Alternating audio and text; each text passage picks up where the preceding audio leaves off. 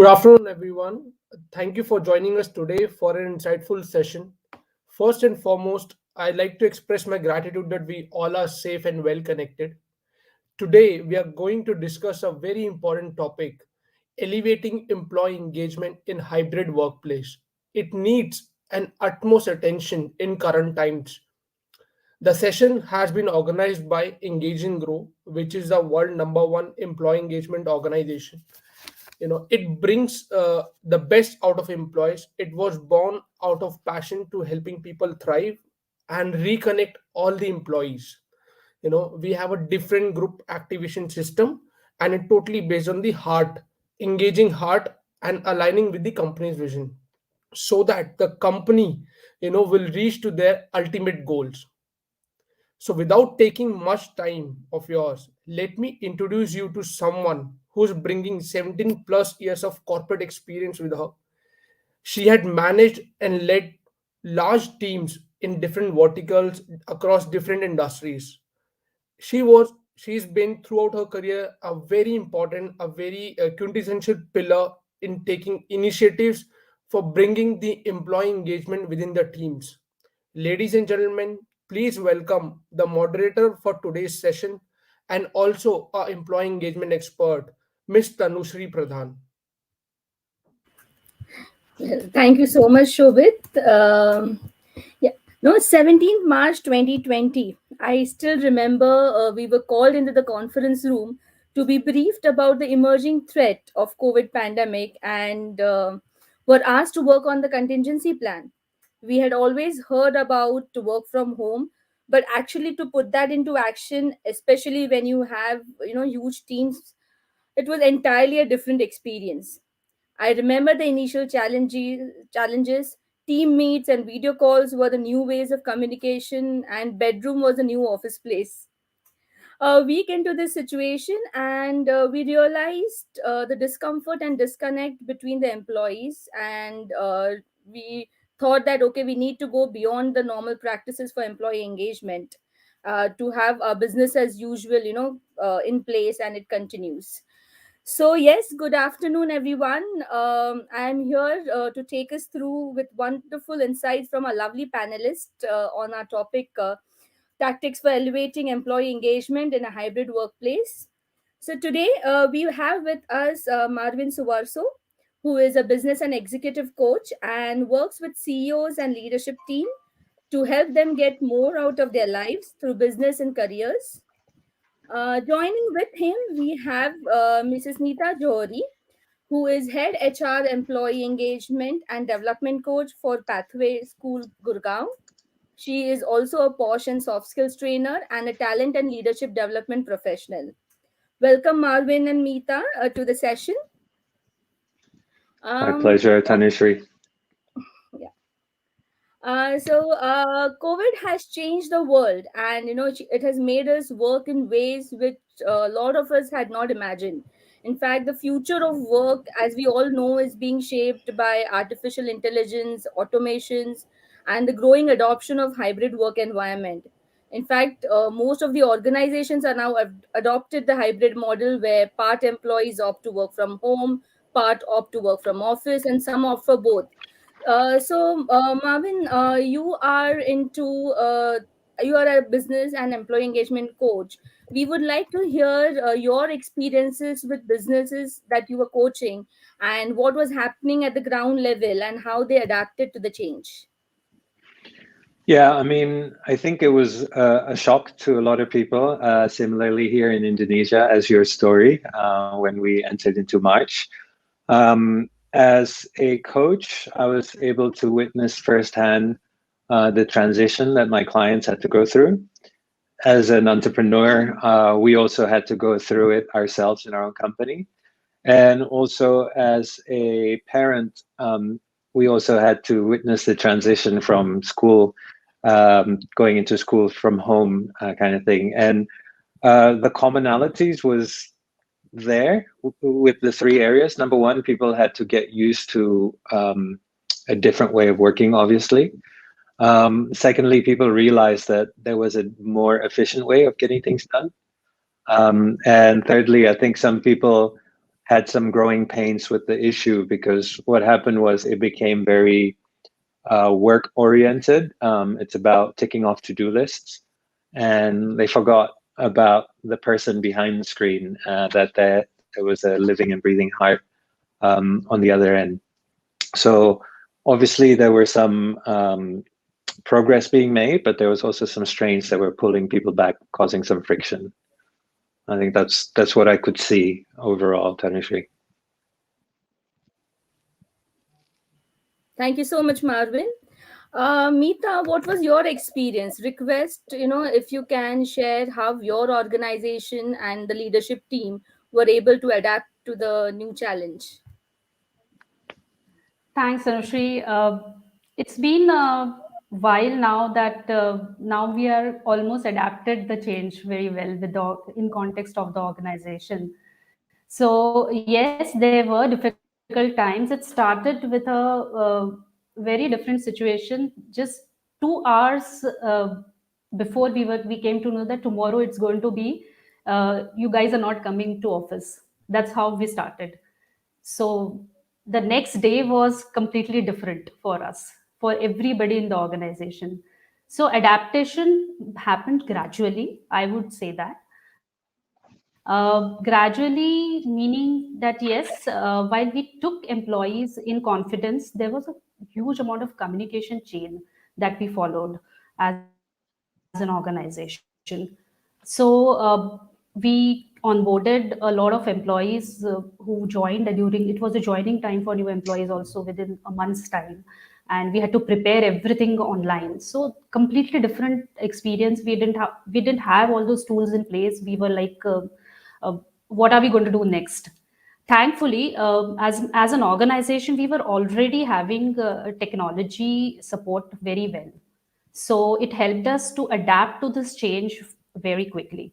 When we look at the changes that we adopted during this time, the changes were more predominant with respect to understanding and supporting employees during this phase. And then the support was family support extended to the employees. It was also support in terms of leadership extending themselves, being available to anybody and everybody at any point of time of requirement. There was also a lot of change that we saw in terms of how employees previously used to approach management approach and ask for things, to which now in the hybrid kind of a situation, in a situation specifically during the lockdown time and post that, they were it was not easy for them to reach out. So then obviously we had to create those channels as an organization so that they are able to reach out. There were regular communication bulletins which were shared, and we streamlined the entire uh, strengthened the entire technology part further. So I believe these were the things which helped. One of the most important thing which I felt during this time was how management also reached out to employees. There was a lot of empathy, there was a lot of care, and we could see that display. There was nobody, that uh, I mean, we have done, when we look at the support staff also, it was not only to the employees, the direct staff, but also to the support staff. So obviously, we had to adapt. So we had to keep engaging with the support staff, because that was a time when, and the time continues, where the school was not completely operational, and but still the infrastructure required to be maintained. So obviously with those kind of things and those challenges, uh, the salaries were required to be paid. As an organization, we never stepped back in terms of cutting salaries or things. So I believe, yeah, we've gone through a huge change during these pandemic times. We have learned our lessons, and I believe there's much which we have now already traveled forward in terms of talking about how well we are connected now in terms of employee reach and being available for employees, at the same time ensuring that the employees are connected to the organization with their uh, whether they have the required tools or not, and are we being fair in terms of our approach or not. Right. Right, right. So, in fact, it's so true. Although, organizations have tried to adjust and onboard the hybrid model, this all had a lot of impact on the employees' mindset as well, in terms of their stress, fatigue. It can be fear, or certain obligations is there.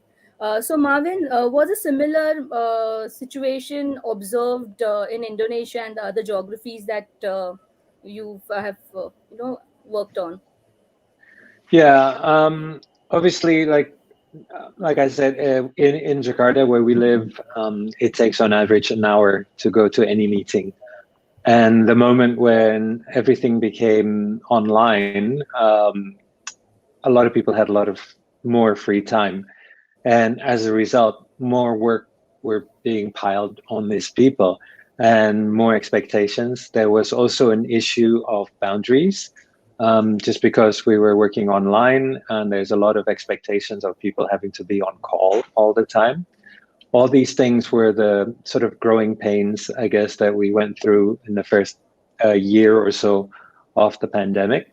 It has an impact on business. So obviously, some businesses had to cut cost and reduce salaries. Yet some other businesses, especially in the food and beverage sector, actually had their best years during the lockdown.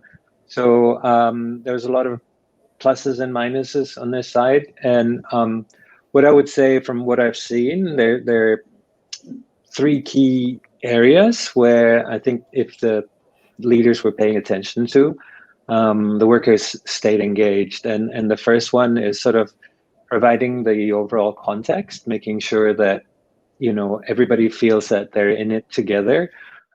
There's a clear why as to what they're doing, why they're doing what they're doing. And then the clearer the new standards are defined and set, it made it a lot easier for people to work along those standards and basically meet expectations. And then I think it's really important as well from what I've seen is that when the leaders are able to take into account the personal situation of each employee, not everybody has the extra space to set up their home office. Not everybody has the best internet connection at home. And companies that were able to appreciate those differences and adjust accordingly of their team a lot better on that sense. Right. In fact, it's very clear that these are the issues that was faced globally, and in fact, one of the McKinsey's report published last year also said that a lot of employees did go through stress, fatigue, something a kind of a weakness of sense of belonging where they were. But on the other hand, like Marvin said, yeah, a lot of organizations were comfortable with the hybrid models. With the employees also, had a mindset change. Like a study also shows that 30% employees preferred hybrid model pre-pandemic, and that percentage increased to 52% post-pandemic. In fact, as per the Glint data, around 87% people would want to work remotely, at least half of the time. And now that when everybody is going into this complete, hybrid model, how important it is that employee engagement is like really required in the hybrid model, because we have organization culture also that we have to look at and maintain. Marvin, request if you could share your views on that. Yeah, one of my favorite definitions of leadership is what happens when you're not there. Leadership by sight, as opposed to leadership through engagement, I guess, are two very different things. And to be able to lead when you're not in the same room, to be able to get people to want to do what they're supposed to do, as opposed to make people do what you feel they're supposed to do, are two different things as well. So I really feel that in a condition of stress, such as what we were in, and I guess some of us are still in, that's when skills are really becoming needed. Lack of skills is becoming very apparent. So a strong grasp of the fundamentals of leadership is really required. I think in the past, it has always been go, go, go. A lot of people have been promoted into leadership positions without the proper preparation. And we were able to see the fallout during the lockdown when leaders were not really able to show their mastery of the leadership skills to capture the heart of their teams. Right, right. I can totally relate because we saw that in my organization as well, where I used to work earlier. Meeta, would you like to add on this? Sure, Tanushree and Marvin, I think completely I relate to what Marvin is saying. And, it is so encouraging to know and understand with what is going on currently. As a country, we are getting extremely prepared with respect to handling hybrid. The good news is that organizations are very sensitive towards the hybrid model and making it work considering the current situation. So the I think building on what can be done in the hybrid situation, and I've seen, coming to one point, Tanushree, in reference to the previous question that you had asked, and I would like to mention here that educational institutes have undergone a huge change in the hybrid. They've adapted to change so well. There were times when we were immediately in the lockdown, and it was extremely interesting to know that how teachers, with their limited resources from their homes, they were able to continue the education for students. I think that is remarkable, and that talks of how prepared as an organization we were to adapt and to take forward things. The mindset, it talks about the mindset of the employees, and kudos to those educators who took it on as their, a perfect challenge and worked on it with whatever limited resources they had.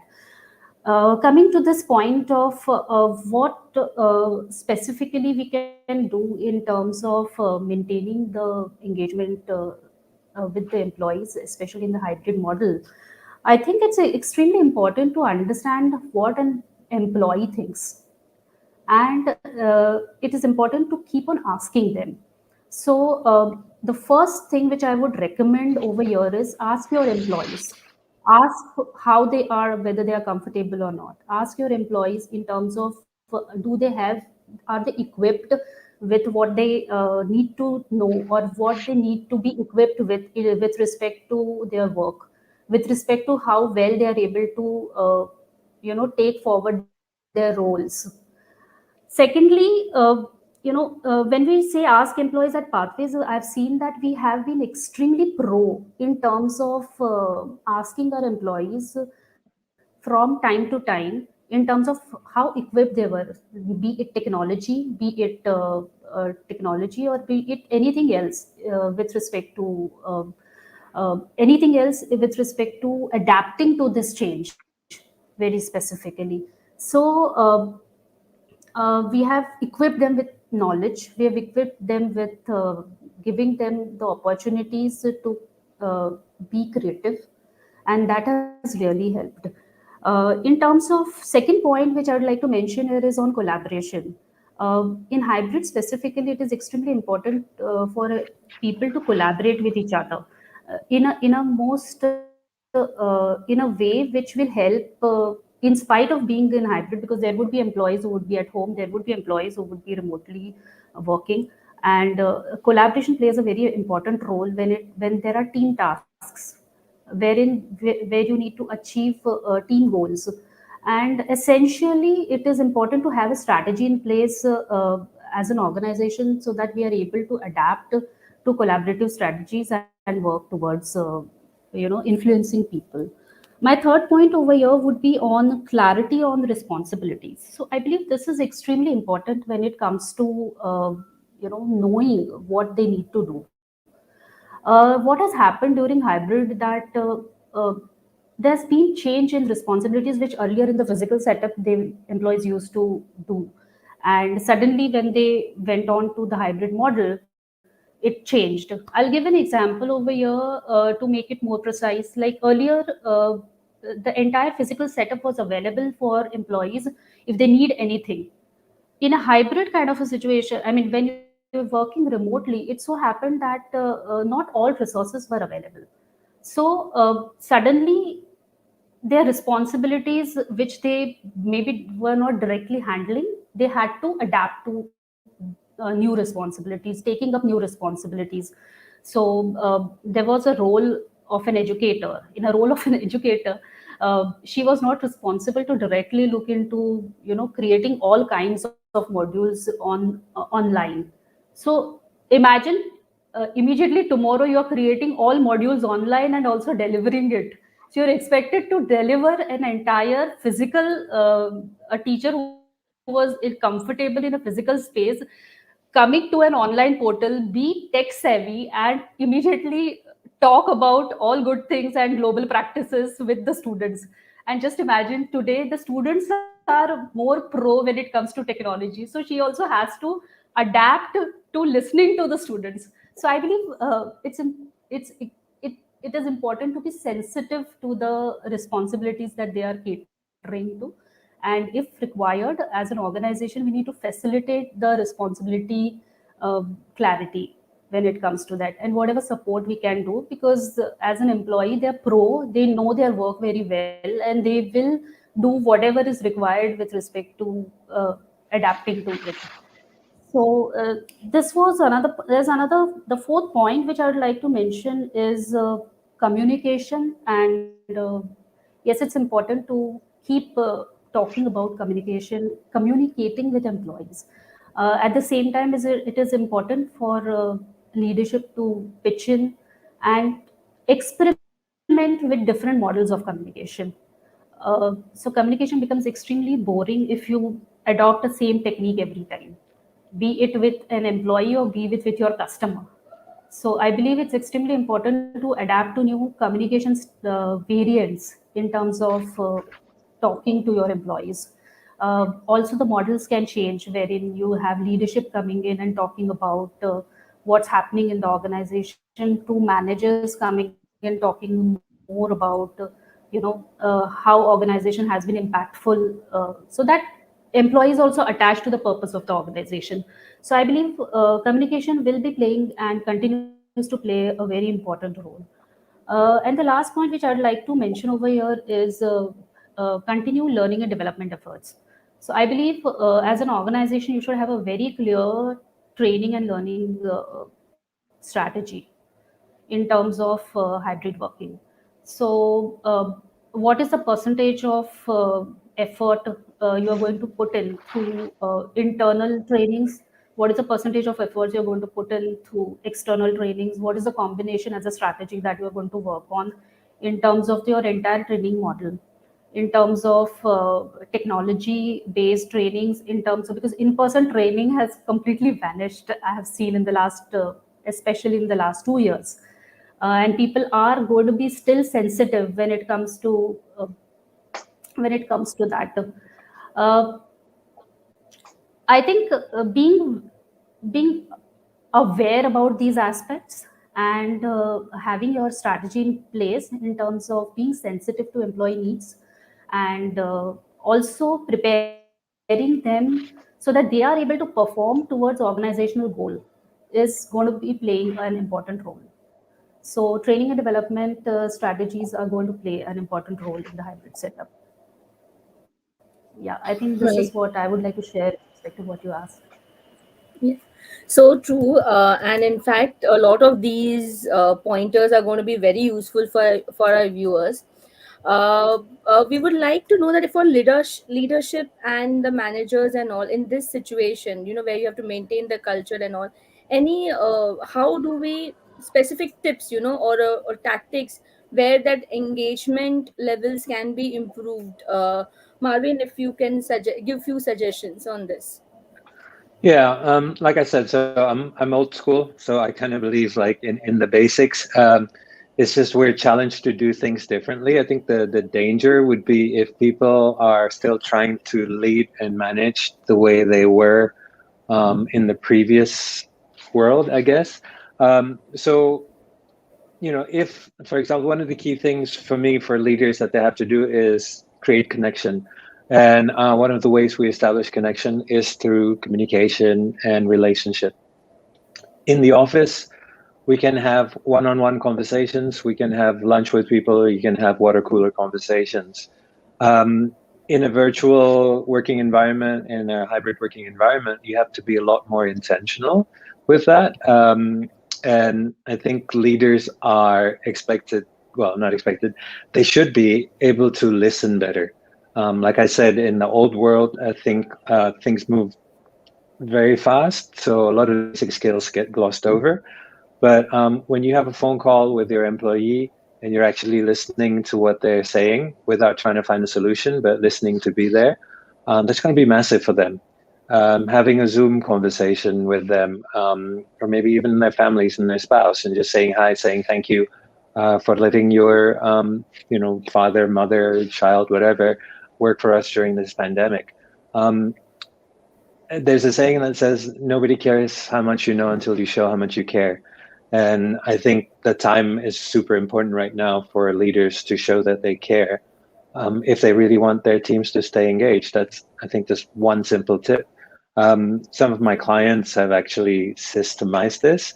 So, some of their, either the HR department or their secretary would book in weekly conversations, monthly chats with a few people. Maintaining the sort of connection within the team is super crucial, whether it's lunch together virtually, sending food to people's houses. It's that extra thought that counts. So yeah, quick tip from me there, Tanushree.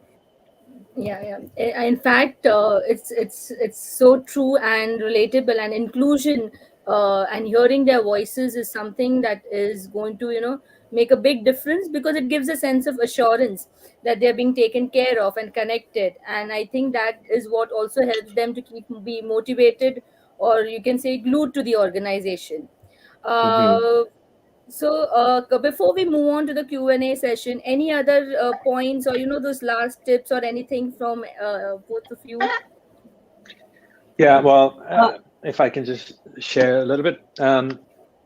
Again, I think there's three things everybody needs to be paying attention to. One is that context that I mentioned before. It's super important for everyone to be heading in the same direction and for us to pay attention to the personal goals of the team. It's also important for us to be clear, to provide clarity for everyone as to what is expected in terms of their function. How are things changing? How are they supposed to do their job now in a new way? Take a couple of steps back so that you can run forward faster, I guess.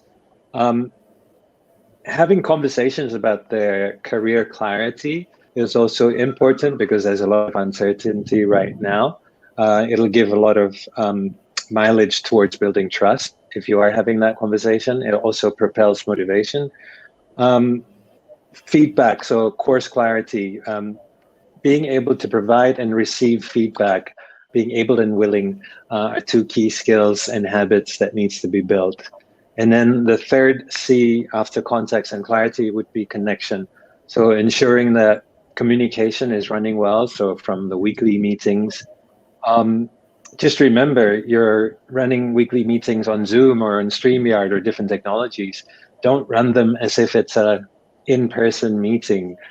Death by PowerPoint is a lot worse on Zoom than it is in real life.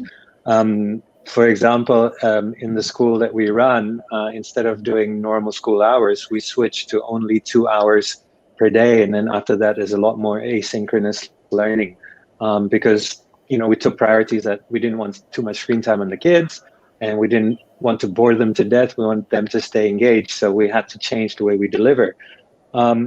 Maintaining a sense of relationships between the leader and the team, relationship between the team itself, relationship across teams becomes super massive. So a lot of our clients have gotten into the habit of a manager from one department talking to a subordinate from another department, just to make sure everybody feels that they're being heard by the higher levels from different departments.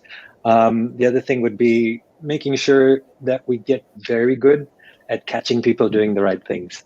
When people are working from home, they need to know that they're visible.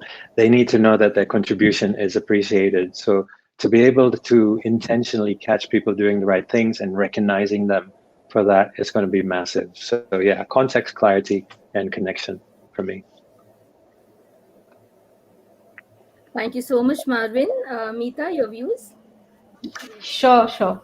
So, there are few points which I'd like to add here before we take on the questions. And one of the most essential points which I'd like to emphasize on is please prepare your middle level management. I think this is the time to invest in the managers in terms of equipping them, because they are the direct connect with the employees. So, as an organization, if I want to invest, I would really invest in my middle level management in terms of equipping them with the right set of skills. Skills like listening and comprehension, skills like performance coaching, skills like feedback and feed forward, and driving operational excellence, as well as being empathetic. Nobody's born with these kind of skills. Every manager in itself brings to the table his own style, but at the same time, if he is equipped with the right set of skills, I think this is the time when they can create a major influence on their teams directly. And engagement as a whole, if I look at it, it is completely responsibility of each and every leader who is there in the organization. So engagement is always for the people and by taking people together. So it's extremely essential that we invest on our managers, make them equipped so that they are able to create that influence for the employees who day in, day out interact with them.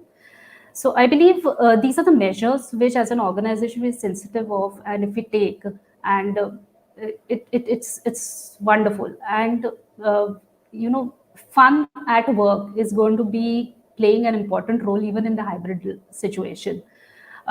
We need, as an organization, every organization should have those platforms ready for employees, or create with the employees, so that it's independent of its own. They create their own engagement strategies, give them that I would say autonomy to create it, and we should encourage and recognize those efforts, because these efforts also take you a long way in retention of employees. So I believe employee retention does not happen by only giving them the vision of how the organization is moving or investing in their growth story, etc. But all these factors put together, if an employee is able to understand and connect himself or herself to the organization's goal and feel valued for what they are doing, I believe none of the organizations will be facing that rate of attrition which possibly we have seen in the past. So I believe this is what I would like to share before we take all the questions. Yeah, thank you. Yeah. Thank you so much for your wonderful insights. Let's move on to our Q&A session. The first question that we have is, while we are adapting, how do you suggest organizations deal with people who they are hiring during the lockdown time? How to develop the culture with them? Marvin, I think Marvin, this is addressed to you. Sure. Similar to new people coming into the office. It's we take the context, but we might need to change the content a little bit. And we should also embrace the fact that technology is going to make more. There's a lot more tools that you can utilize to excite people through online onboarding. So one of the key things, I think, is just understanding that culture is the way we do things around here, what we do every day. So it's more important that we actually act the way we expect other people to act, as opposed to having a beautiful culture deck. That's just superficial. But you need to first look in the mirror and say, okay, this is how we run meetings around here. This is how we prepare for things. This is when we expect responses from people. So we need to be able to translate or capture the expected behavior and to be able to introduce that to people very early on. As I mentioned before, technology really helps you because you can just very quickly interview a bunch of people that are currently working and make sure that people are, new people can watch that before. It's super easy as well. One of the key things about the onboarding process is to ensure that they build relationships very quickly, and we can pinpoint who they need to be talking to within the first week, month, quarter, who will actually be ambassadors of the culture that we have now. I'm a big stickler in ensuring that culture should be representative of who you are now, as opposed to aspirational. So unless people can find proof what culture looks like in the organization, it's going to be airy-fairy anyway. So ensuring that they're talking to the right people in the first 90 days is massive for them to know the culture. Ensuring that we run our activities the way we want them to be continued by the new person is super critical to ensure that they know the culture. And the other one is to make sure that they know the story of the company, understanding the history, why we're here, where have we been, where are we now, and where we want to go, just so they get really immersed in the history of the company and they know that they're part of something bigger. So ensuring that they have a strong relationship network, so that they can draw a parallel as to what expected behaviors are, ensuring that they know what the story is of the company and where we're going to go, I think will go a long way to help them onboard properly over the probation period.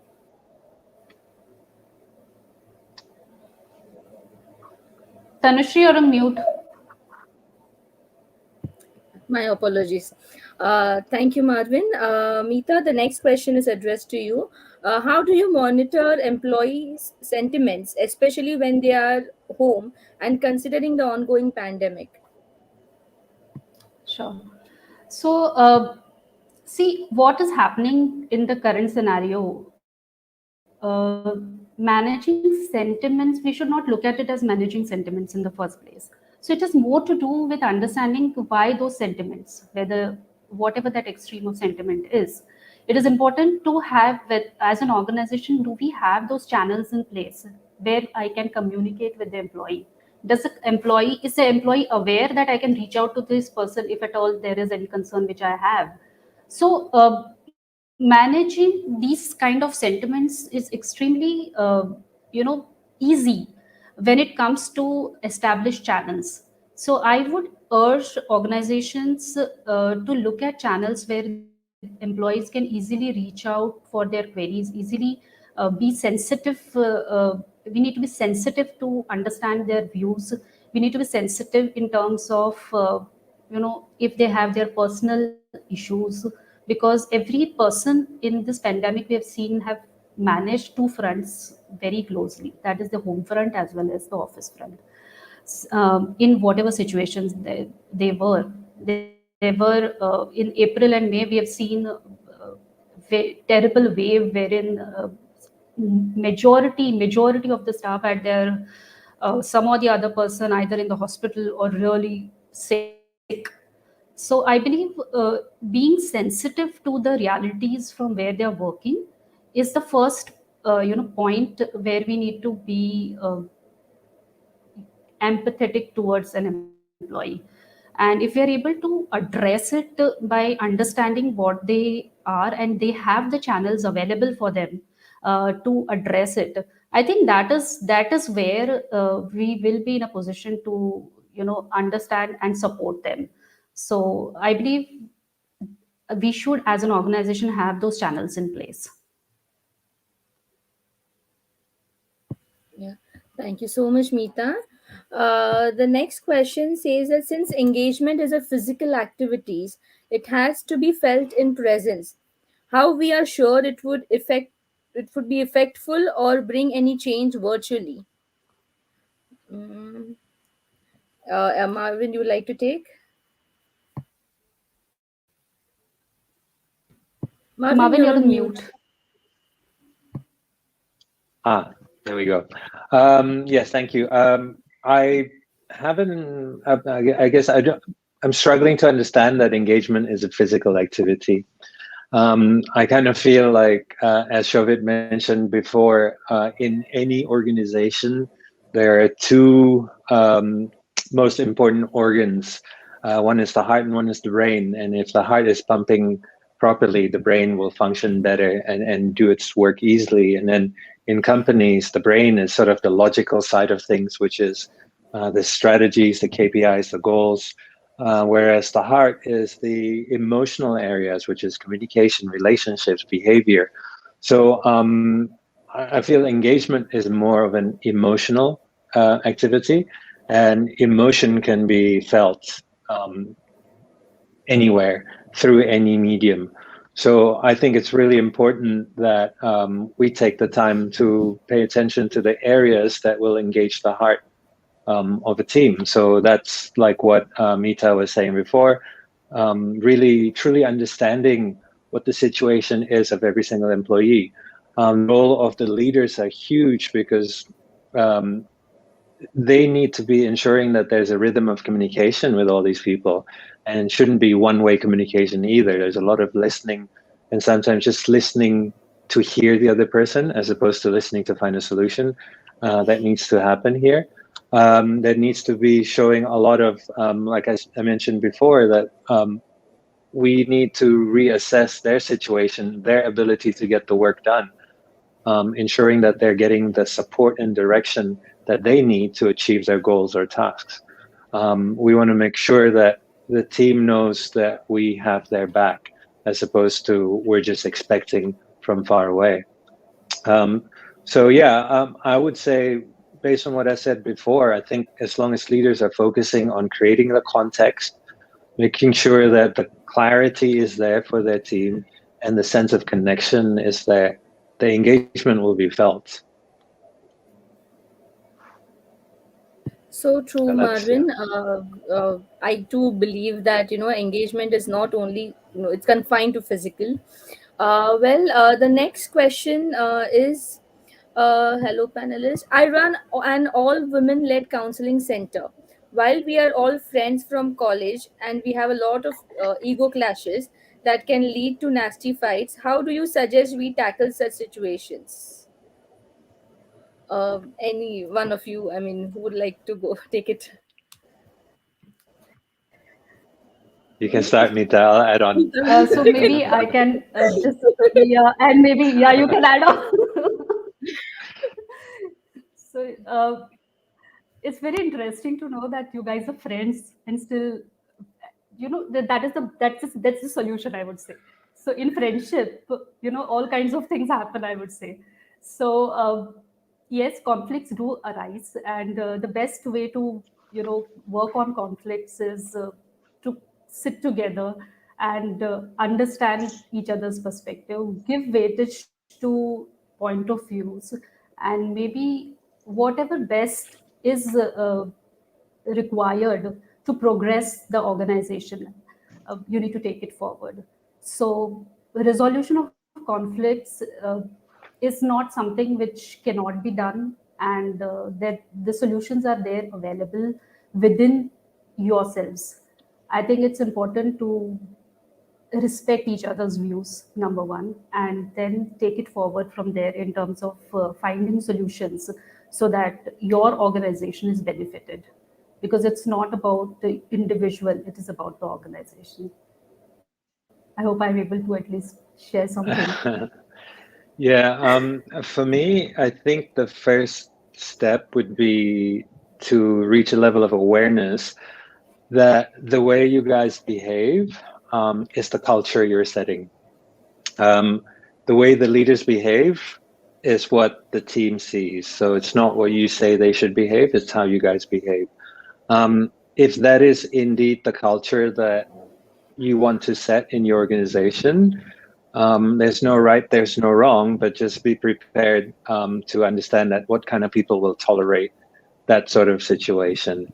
It would be a fun recruitment exercise to get people into your organization that are willing to put up with nasty clashes, as you put it, ego clashes and nasty fights. So just understand, number one, that that's the culture that you're setting. If you're happy with it, great. If you're not happy with it, then I would suggest to look at together what are some of the triggers. What are some of the trigger points that create these ego clashes and fights? Once we are aware of these triggers, then we can sit down and come up with some strategies together. What are some behavior guidelines? If somebody does something wrong, how do we do it? So, I come from a sports background, and in sports, we have set plays. So we know when things are a certain way, there's certain plays that we can run. And it's quite similar in a relationship or in a business where you start going, okay, hey, things are going out of control. How do we get it back into the process? So yeah, I would say number one, understand that that is your culture now. Are you happy with it or not? What is the ideal culture that you are trying to create? Understand what the triggers are, come up with the strategies to overcome your impulse.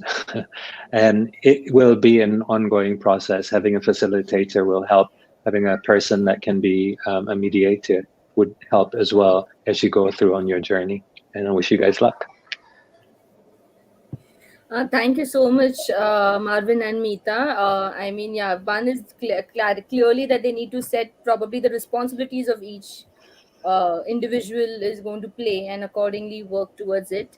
The next question is how does one eliminate the culture of seniors and junior so that employees can feel comfortable and ask for help without hesitation? See, it's not about Tanushree. What I feel over here, and maybe Marvin can add on to it, is nothing like there's no culture of a senior and junior per se. As an organization, every person, we are attached to the organization with a specific role. So in my role, if I am supposed to handle a team and I have those responsibilities at a senior level, then possibly I need to look into my role per se. And I'll have a team who is playing under me to support me to as well as the organization to move forward. So I believe if we are able to as an organization make employees understand that every person over here is attached to the organizational goal and not only to individual designations. So I believe designations are to facilitate that in their roles. It's not important. So it's extremely important to have that culture in place in terms of being sensitive to these things as a leader and as employees, that yes, if I'm respecting a position, that respect is because that I am supposed to adhere to certain expectations. So if that clarity is there within teams and with employees, I believe the culture gets automatically eliminated. There's no culture per se of a senior and junior. How approachable you are will depend on how you are able to take forward your goals and benefit the organization along with your teams. So I believe yes, the solution lies there Okay. only, and you need to be sensitive. Marvin, you Yeah. can add to it. Yeah, I love this question because it's very prevalent here in Indonesia. We were formerly colonized country, and unfortunately, the sort of hierarchy is also represented in companies. And with the clients that we work with, a lot of the things that we do is just going to piggyback on the words that Meeta used, is we try to separate the roles and responsibilities from the human. We want to make sure that people realize that they're dealing with fellow humans here. There's a group of individuals, they're human beings working together towards a common goal. One of the ways that we facilitate that in companies is by having people talk to other people, cross functions, cross department, cross level. And we give them a script where they're basically just they're finding out about the people and they're just listening. The other things that we do is we encourage them to share stories about their experiences. What we have found as an organization in Engage and Grow is that the more commonalities we establish with each other, the more connected we feel with each other. And the more connected we feel with each other, the more open we are, the more willing we are to be vulnerable. Once we're vulnerable with each other, that's where the trust can kick in. And when the trust kicks in, the truth can come out. And unless that is addressed, there's a lot of surface level work being done in the company. So that's my contribution there, Tanushree. Yeah, thank you so much. And yes, it is the culture, and it makes a lot of difference. One last question. There are more, but we'll take one last question. Is it possible for you coaches to give us an example of major challenges which you faced as an expert and addressed for your companies? Your personal Oh, there's a experience. lot. I've been doing this for 13 years. But yeah, I've walked into companies where there's clear boundaries between departments. So I think that's probably the most common one, where each department head acts as their own king or queen of their kingdom. And yeah, I think what we've done is over the months of working together with them is to get the leadership team clear that their number one role in the company is to be part of the leadership team. Their number two role is to run their functional teams. The stronger the collaboration between the leadership team is, the stronger the collaboration will be between the departments. So as I guess one of the harshest experiences that I've had in some companies would be around that. And one of the most common experiences I've had in companies is around ensuring the leadership comes together first.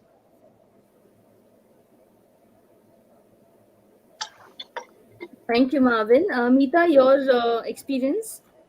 So, if I look into experiences, there has been many experiences in the last 2 years that I've seen.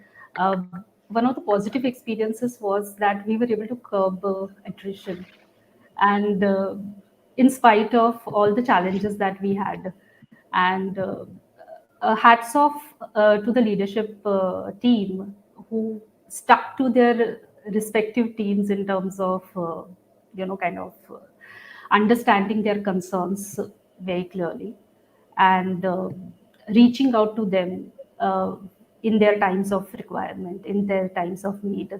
Uh, we were sensitive in terms of policy framing, in terms of giving that flexibility to the employees while they were working from home, and keeping the engagement model. We modified a little bit our fun at work model and recognition model a bit when it came to hybrid working. And today we have a monthly recognition program, and irrespective of people are not in the physical space, they do it so well in terms of recognizing their teams, recognizing individuals, recognizing and bonding over birthdays and celebrations. Everything is happening virtually. I believe that is something which creates a culture and that has helped uh, the larger teams to keep connected in spite of working rigorously throughout the day, uh, month on month in a remote setup.